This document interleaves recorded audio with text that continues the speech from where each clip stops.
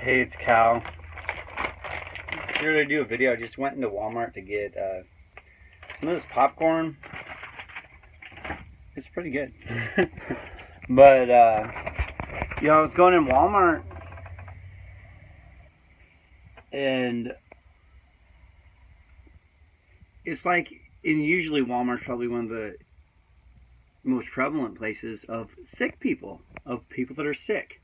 You think about Walmart, it's cheap food that's unhealthy, most of it, unless you get popcorn like that. It's like people that are just sick, and so I was walking around. It's like the majority of the world is sick. It's like, why are there so many people sick? You can blame it on unhealthy food. You can blame it on all that, and it's definitely hard for people to make good decisions, but people can choose to start eating healthy organic food. If more people decided to dig up their lawns and plant a garden, if more people decided to buy healthy organic food and choose health over quantity, right? The processed food companies would go out of business, because no one would buy their food, right? So it's like we can overcome this. We definitely can, I think the best way to do it is to just take care of yourself and be healthy. It's like people are not taking care of themselves. People aren't taking care of themselves, right? People aren't taking care of themselves. It's like, oh, poor fat lady. Oh, she's got arthritis. She didn't love herself. She didn't take care of herself. Oh, why didn't she take care of herself? Oh, she worked a 9 to 5 to distract herself from taking care of her own health, right? The funny thing is if you don't have money to eat, you're probably going to lose a lot of weight, But then a lot of other people go take the South Road, and it's like, oh, I don't got much money, so I'm going to get processed food because it's cheaper and it fills me up. I've been there, But my body doesn't like that food. It's like, it's so easy for me to not eat it because I know what it's like to be healthy and to have healthy food in my body, right? That when I eat that and I get heartburn, indigestion, and just downright do not feel that great from eating an oatmeal cream pie from a gas station, right? Or burrito, gas station burrito, right? So, what Buddhists call samsara, it's like people are wanderers and lost in samsara.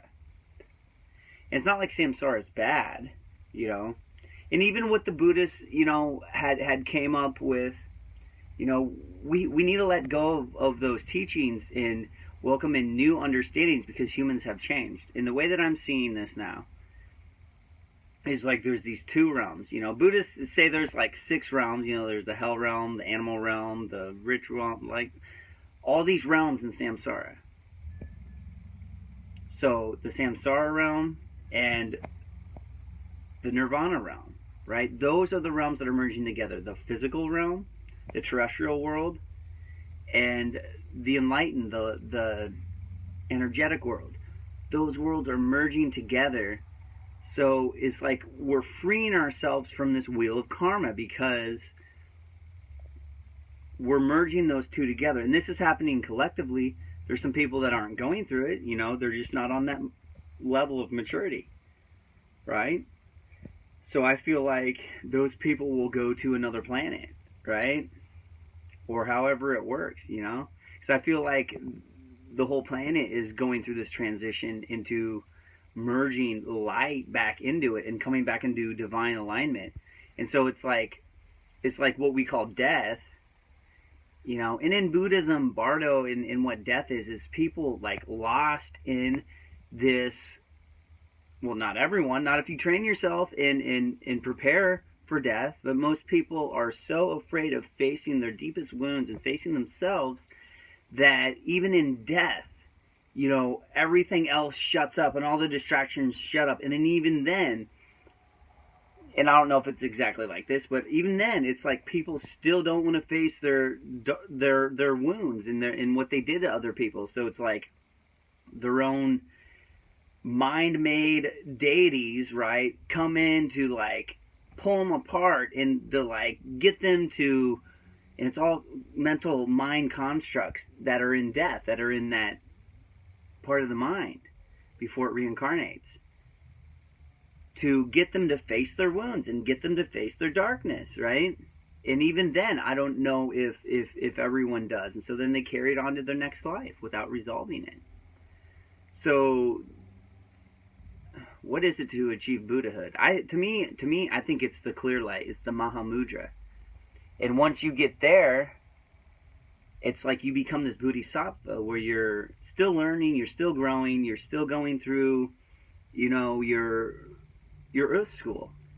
But now at the point where we're at, and I think some people achieve this before, we call it ascension or rainbow body, but where we're at right now is on a global scale, on a mass scale. We are achieving rainbow body, and I don't know when we're going to achieve this. I really feel like I'm going to do it in my lifetime, and I really feel like it's like immortality, because the other side of the coin is death, right? But death is already within us. It's just when our physical body ceases and goes flatline, it's that inner part of us that we call death, or the shadow, or the unconsciousness, becomes it's like we're kind of forced to deal with it and do something about it, right? So it's like that unconscious aspect of ourselves, it's turning back on. It's turning back on. And this is like the immoral part of ourselves. And when we merge this with our physical selves, it not only changes that unconscious part of ourselves by awakening it, but it changes our physical selves. So we achieve this level of consciousness, or this body called rainbow body. That is what the Buddhists call it, or the Tibetans. And it's like the next step of evolution. So it's like once we achieve this body, then we can evolve to the next stage, and the next play, the next virtual reality video game in life that's really real, right? That's one way to look at it. So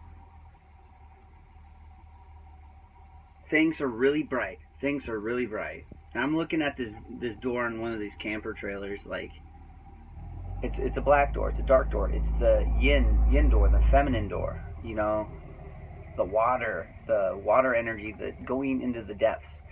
Whereas before I kept seeing white doors everywhere, which is the yang energy, the divine masculine,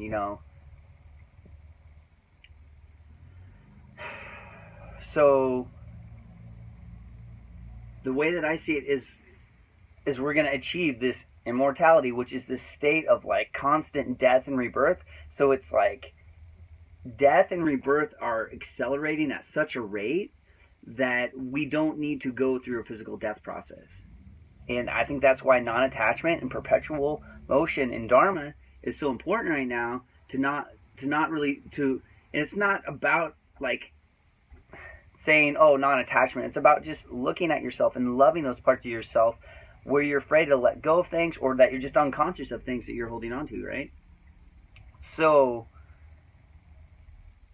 things are accelerating in people that are on this level of maturity, and the more people that do it, the easier it gets for other people.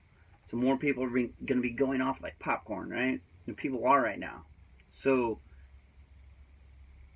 as things are accelerating, where we've been so separate, where one side is like what we call life, which is the physical world, and the other side is the energetic world, right? The energetic world, which has been turned off, or at its dimmest, because of where we're at in our galaxy within,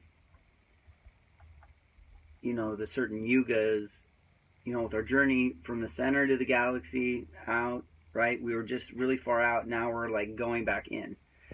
So the inner light's turning on, and so it's merging. We were at the stage of our evolution that it was very difficult, that we were in this very disharmonic state.